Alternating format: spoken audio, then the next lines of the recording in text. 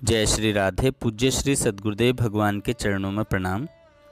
पूज्य श्री स्वामी राम सुखदास जी महाराज द्वारा भगवान नाम की महिमा में एक संत द्वारा सेठ को शिक्षा।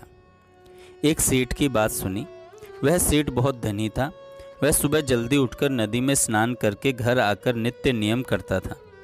ऐसे वह रोजाना नहाने नदी पर जाता था। एक बार अच्छे संत विचरते हुए वहाँ घाट पर आ गए। उन्होंने कहा, सेठ राम राम। वह बोला नहीं तो फिर बोले, सेठ राम राम। ऐसे 2-3 बार बोलने पर भी सेठ राम राम नहीं बोला। सेठ ने समझा कि कोई भिखारी है, इसलिए कहने लगा, हट हट, चल हट यहाँ से। संत ने देखा कि अभिमान बहुत बढ़ गया है, भगवान का नाम भी नहीं लेता। मैं तो भगवान का नाम लेता हूँ और यह मुझे दूर हटाता है।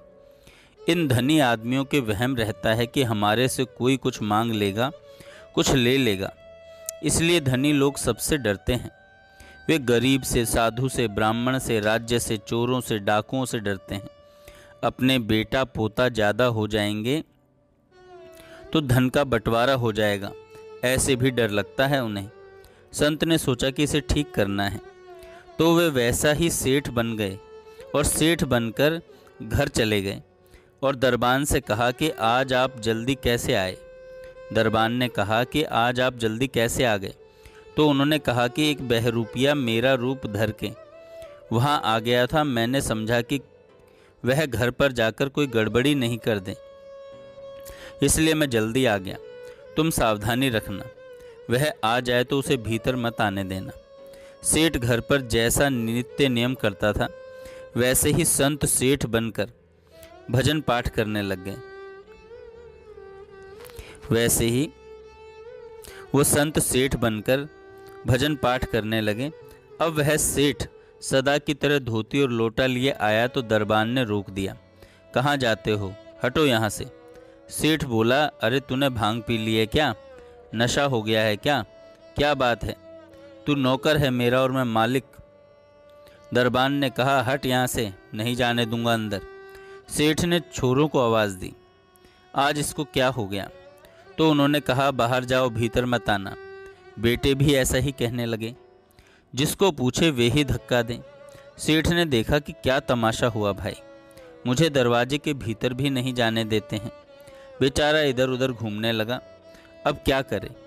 उसकी कहीं चली नहीं तो उसने राज्य में जाकर रिपोर्ट दी कि इस तरह आफत आ गई। वे सेठ राज्य के बड़े मान्य आदमी थे। राजा ने उनको जब इस हालत में देखा तो कहा, आज क्या बात है, लोटा धोती लिए कैसे आए हो? तो वह बोला, कैसे कैसे क्या महाराज, मेरे घर में कोई बहरूपिया बनकर घुस गया और मुझे निकाल दिया बाहर।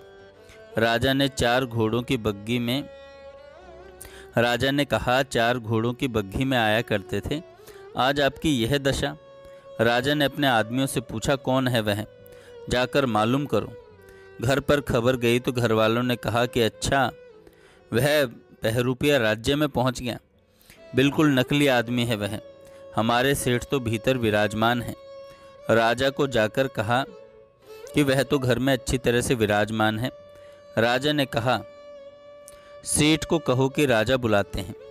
अब सेठ 4 घोड़ों की बग्घी लगाकर ठाट बाट से जैसे आते थे, वैसे ही संत भगवान वहां सेठ बनकर पहुंचे और बोले राजा से, अन्नदाता क्यों याद फरमाया, क्या बात है?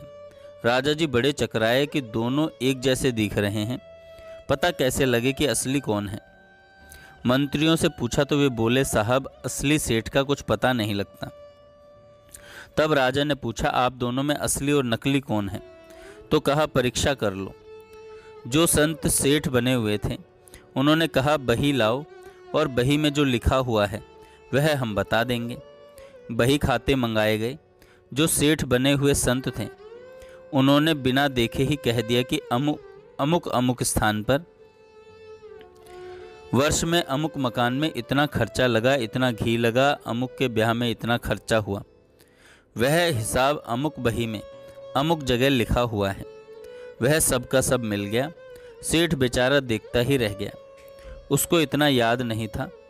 इससे यह सिद्ध हो गया कि वह सेठ नकली है। तो कहा कि इसे दंड दो, पर संत के कहने से छोड़ दिया।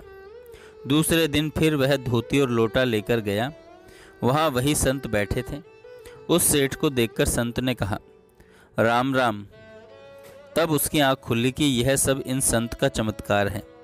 संत ने कहा, तुम भगवान का नाम लिया करो, हर एक का तिरस्कार अपमान मत किया करो।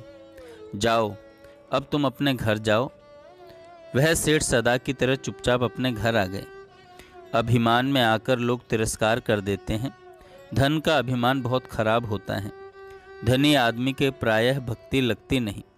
धनी आदमी भक्त होते ही नहीं, ऐसी बात भी नहीं है। राजा अम्बरीश भक्त हुए और भी बहुत से धनी आदमी भगवान के भक्त हुए हैं, परंतु धन का अभिमान उनके नहीं था। उन्हें धन की परवाह नहीं थी। भगवान अभिमान को अच्छा नहीं समझते। नारद जी जैसे भक्त को भी अभिमान आ गया, अभिमान की अधिकता आ गई कि मैंने काम पर विजय कर ली, तो क्या दशा हुई उनकी। भगवान अपने भक्त का अभिमान रहने ही नहीं देते। अभिमान से बहुत पतन होता है।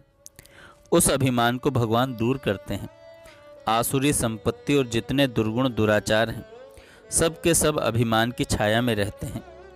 महाभारत में आया है, बहेड़े की छाया में कलयुग का निवास है, ऐसे ही संपूर्ण आसुरी संपत्ति का निवास अभिमान की छाया में है। धन का, विद्या का भी अभिमान आ जाता है। हम साधु हो जाते हैं तो वेशभूषा का भी अभिमान आ जाता है कि हम साधु हैं।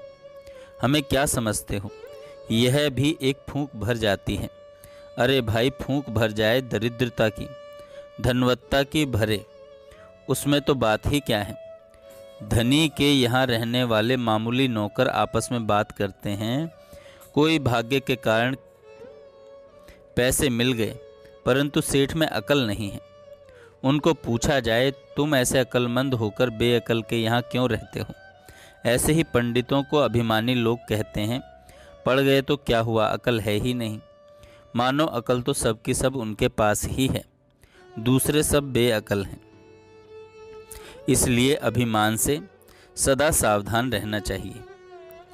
जय श्री राधे।